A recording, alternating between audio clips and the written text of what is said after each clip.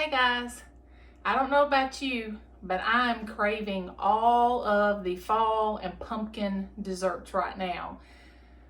Starbucks has come out with all of their fall coffees, and I am a sucker for some pumpkin spice coffee, pumpkin spice anything. But if you're like me and you live in the South, it is still as hot as the sun here. So sometimes thinking about eating hot pumpkin spice desserts doesn't sound very good.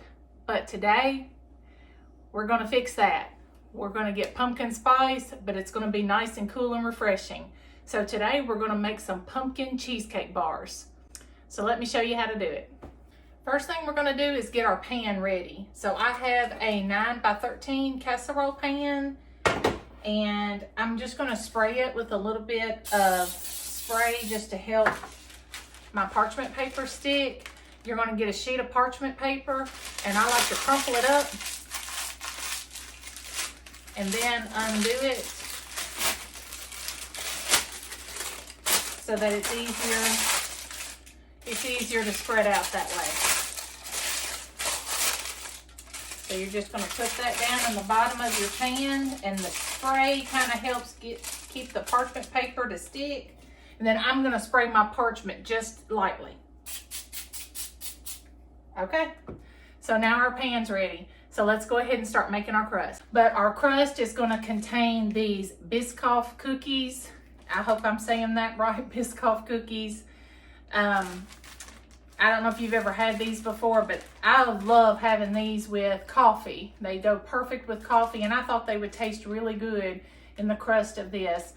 So I'm fixing to crush up. You can use graham crackers instead, and that's fine. I've used ginger snaps before, but I think I'm gonna try these cookies today. So I'm going to chop up my cookies in my little mini food processor until I get about 2 cups of crumbs. And to my crumbs, I'm gonna add 8 tablespoons, which is 1 stick, of melted butter, and I'm gonna put in 2 tablespoons of granulated sugar. So I'm gonna get that going. That worked out perfect. I used 1 whole pack, 8.5 ounce pack of the Biscoff cookies, and that worked out perfectly to get me my 2 cups of crumbs. So I have my 2 cups of crumbs. I'm gonna add in 2 tablespoons of sugar and our 8 tablespoons of melted butter, and mix all that up.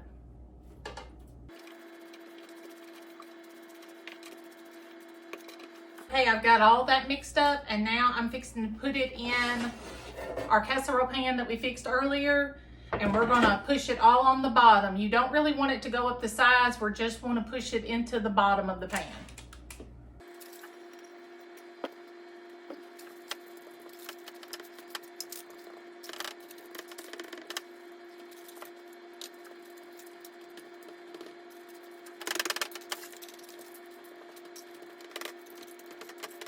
Okay, I've got that down.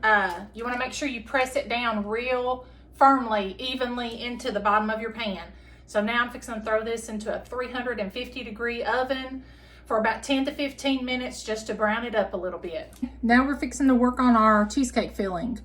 So I have my stand mixer out. You can use a hand mixer if you want to, but this is what I've got and this is what I'm using. So in our stand mixer, we're gonna add 3 8-ounce blocks of cream cheese. To do that, I'm gonna add 1.5 cups of granulated sugar, and then we're gonna start mixing it until it is smooth and creamy.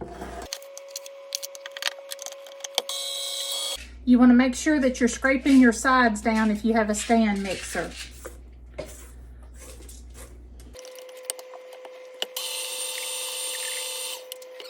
All right. Mine is smooth and creamy, so now I'm fixing to add a teaspoon of vanilla. I'm gonna add just a pinch of salt. And I'm gonna add in 1/2 cup of sour cream. Full fat sour cream. You wanna use full fat, and you wanna make sure that all of your ingredients are room temperature. Your cream cheese, your sour cream, and the eggs that you're going to put in.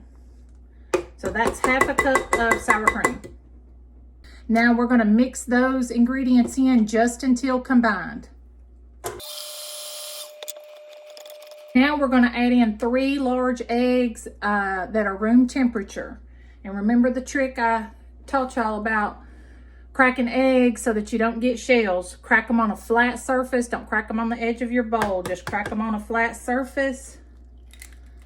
And you will hardly ever get a shell that way.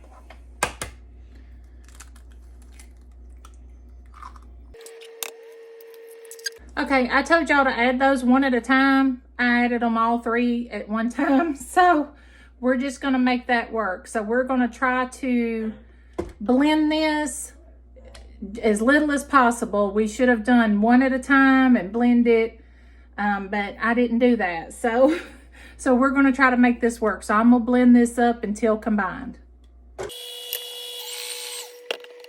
I'm going to finish mixing mine by hand a little bit since I did make that mistake with the eggs, just so I don't run the risk of over mixing it.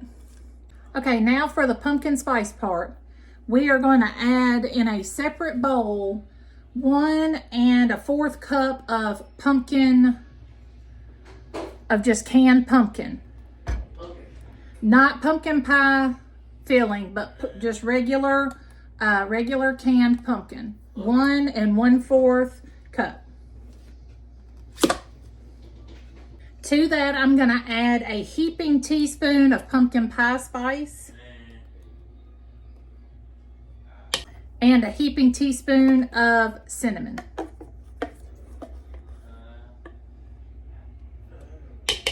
Now I'm going to mix all that up.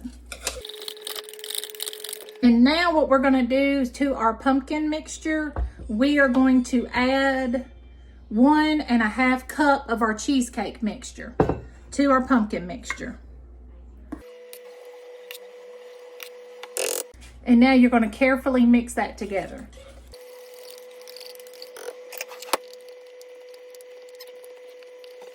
Okay, and that's what we look like afterwards. So now we're fixing to grab our crust that we pre-baked and assemble our cheesecake bars. Okay guys, that's my pre-baked crust. So now what I'm going to do is, I have this little scooper here. You can use a big spoon. I'm going to scoop out dollops of my cheesecake all around, and then dollops of my pumpkin batter all around, and then we're going to swirl it. So I'm going to get mine just dollops in here.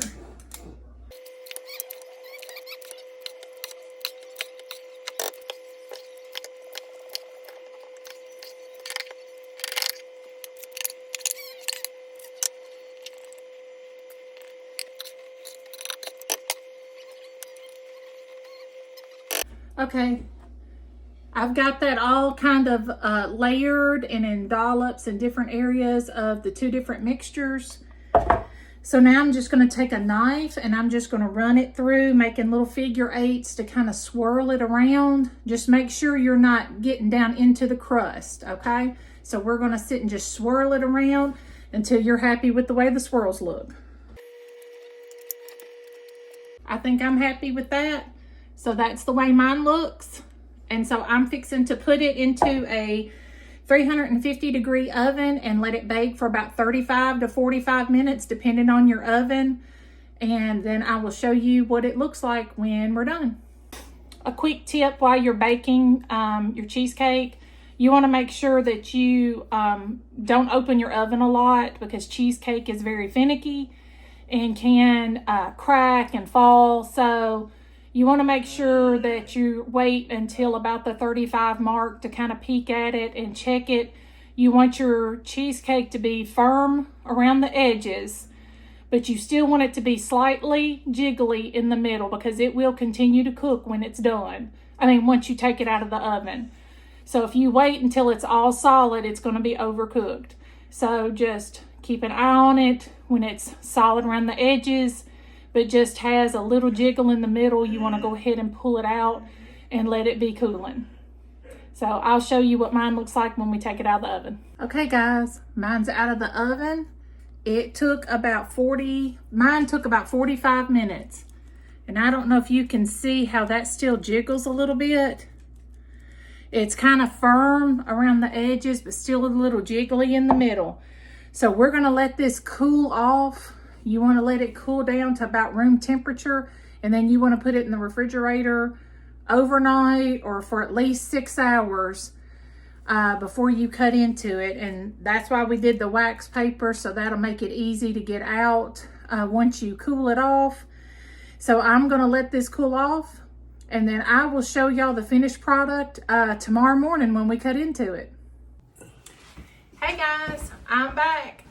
It is the next morning. I have cut our pumpkin cheesecake squares to get ready to take to my sister-in-law's house. This is not all of them, but I didn't want to stack them on top.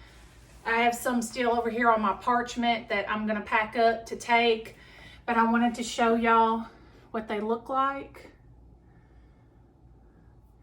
And I'm gonna pick this one up. If you can see the swirls in it. This is a little end piece. This is the one I'm gonna do a taste test on. Okay. So I think I'm gonna let my husband, since my son's not here, let's share this one. I wanted my own. No, we gotta take them to your sister's. So we're gonna share this one. Okay. They don't know. Get in frame.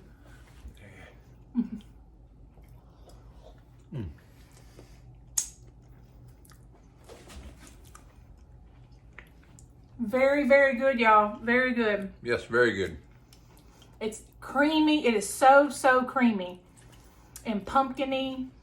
And it's a great mixture between pumpkin pie and cheesecake. The Biscoff cookies in the crust, very, very good. Gives it a great flavor. So I'm very pleased with how those turned out. So I hope y'all give it a try. Let me know if you do. And we'll see you guys next time. Bye.